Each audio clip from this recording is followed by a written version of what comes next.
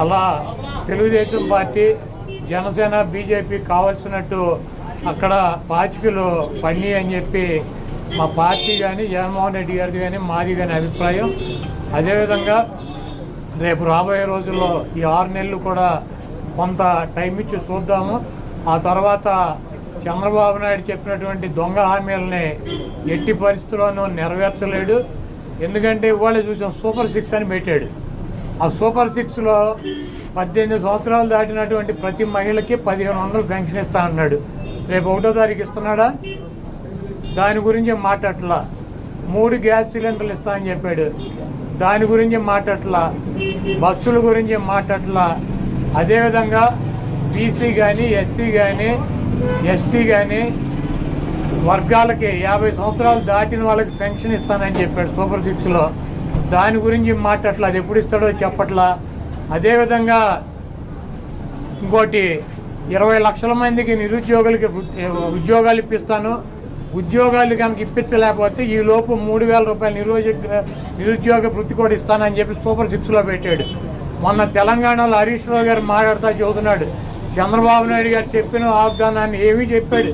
1000 రూపాయలు ఈయన పెంచింది. ఇప్పుడు వచ్చి 3000 ఆల్రెడీ ఇచ్చేది జగన్మోహన్ రెడ్డి గారు 3000 ఇస్తా అంటే ఈయన వచ్చి 1000 ఇచ్చాడు. మీరు అక్కడ 2000 ఇస్తా అంటే రేవంత్ రెడ్డి 4000 చేయాలి కాబట్టి అక్కడ ఇబ్బంది పడుతూ ఉంటాడు.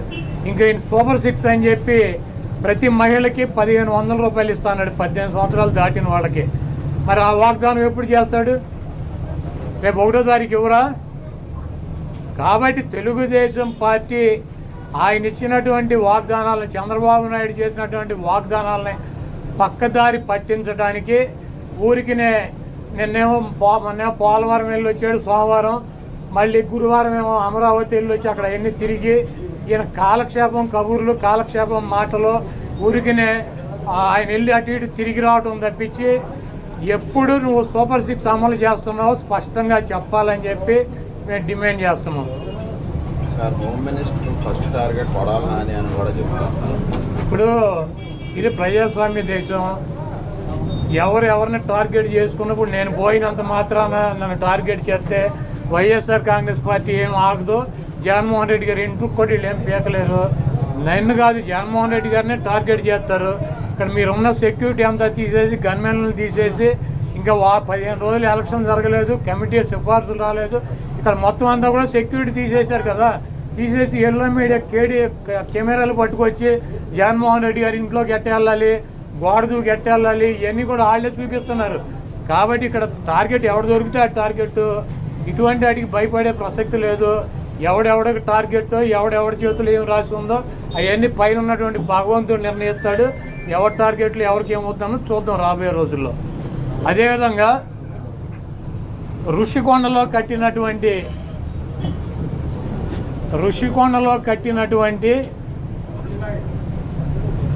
పర్యాటక కేంద్రంలో కట్టినటువంటి భవనాలనే ఈ సిగ్గు ఎగ్గు లేనటువంటి తెలుగుదేశం పార్టీ, ఈ సిగ్గు ఎగ్గు లేనటువంటి ఎల్లో మీడియా అది జగన్మోహన్ రెడ్డి గారి నివాసం అని చెప్పి చూపిస్తున్నారు 3 రోజుల నుంచి. వెళ్ళి జగన్మోహన్ రెడ్డి గారు అక్కడ నివాసం ఉన్నాడా?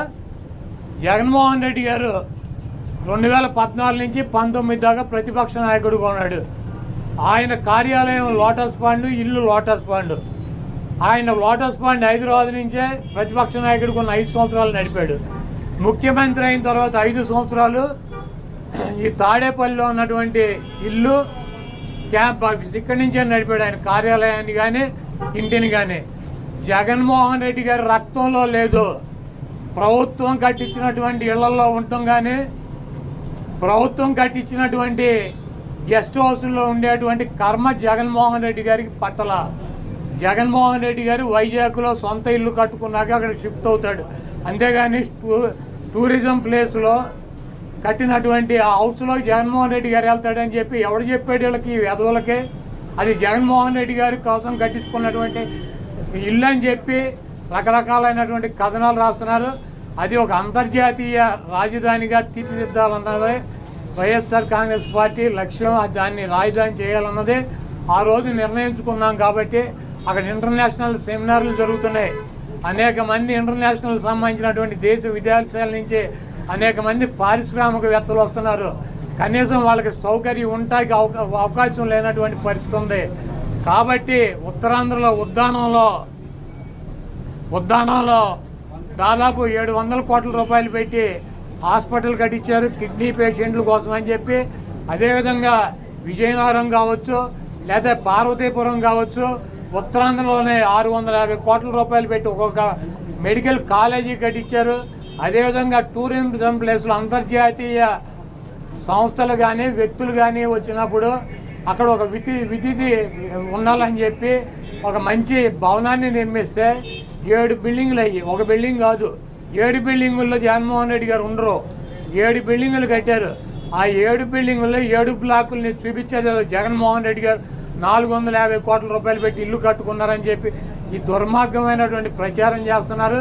ఇవన్నీ కూడా ప్రజలు గమనిస్తారు. చంద్రబాబు నాయుడుకి ఇచ్చినటువంటి వాగ్దానాలు నెరవేర్చలేక నీకు సూపర్ 6లో పెట్టినటువంటి వాగ్దానం 1500 రూపాయలు ఇస్తానని చెప్పావా, చెప్పలేదా? 18 సంవత్సరాలు దాటిన వాళ్ళకి రేపు 1వ తారీఖు నీకు దమ్ముంటే 20 లక్షల మంది నిరుద్యోగులకు 3000 ఇస్తానని చెప్పావా లేదా? దాని గురించి చెప్పండి. నువ్వు దొంగ వాగ్దానాలు చేసి అధికారంలోకి వచ్చావు. నువ్వు దాని గురించి మాట్లాడండి ముందు.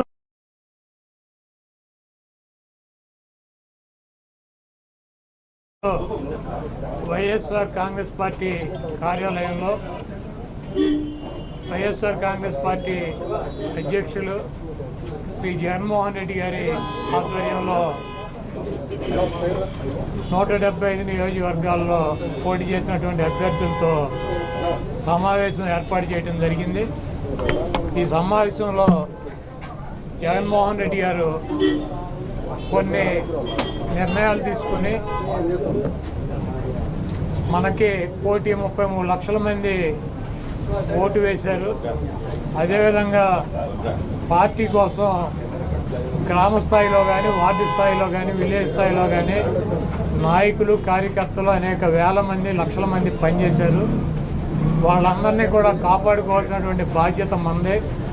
మీరు తప్పకుండా నియోజకవర్గాల్లో ఒక వారం రోజులు పర్యటన చేసి దాడులు జరిగినటువంటి మన నాయకుల మీద కానీ, కార్యకర్తలను కానీ మీరు అండగా ఉండాలని, అదేవిధంగా రాబోయే రోజుల్లో నేను కూడా గాయపడినటువంటి తెలుగుదేశం పార్టీ అల్లరి మూకలు చేసినటువంటి దాడుల్లో ఇబ్బంది